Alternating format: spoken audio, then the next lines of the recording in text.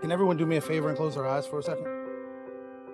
I want you to go back and think about the hardest thing that you've ever had to overcome. Do you remember what it was? A lot of people in this world are hurting. Some probably right here in this room. I have to take you back to the worst and most painful time in my life. I want you to meet Russell Phillips. 39-year-old Russell Phillips. Russell Phillips sentenced to 10 years in prison on drug charges. 18 years addicted to drugs. And 30 arrests. Facing a 10-year prison sentence inside the Howard County Detention Center. For the next 18 years, drugs controlled Phillips' life. I was at the end of my rope. I was cold, I was broke, I was hungry, and I just couldn't do it anymore. I didn't want to be locked up, but jail had to be better than the way I was living.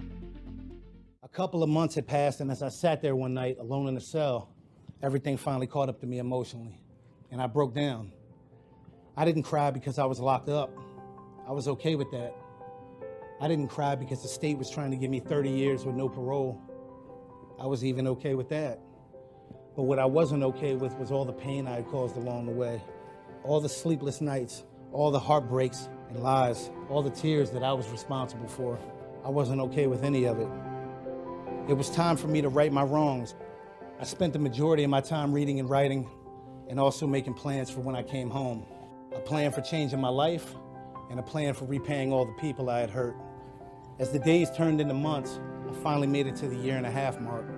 Not only was I 1 year away from coming home on an early release, but since I decided not to do drugs in prison, by that point I had been clean for the past 18 months, which was the longest I had ever been clean in the past 18 years. When I got out of prison, it was no longer about being cool and fitting in. It was about using my story to potentially help save someone's life. You see, my whole entire life was about being accepted. I had to fit in, I had to be cool, but fit in and be cool at the cost of what? At the cost of my life, my freedom, time with my family, time that I can never get back. Everything that I gained then was nothing compared to what I lost in the end. Because of my mom, I've come to realize what's truly important in life. And that is time. The time that we're given and how precious it truly is. So create memories, laugh, and spend time with those who matter most. Because it goes by in the blink of an eye.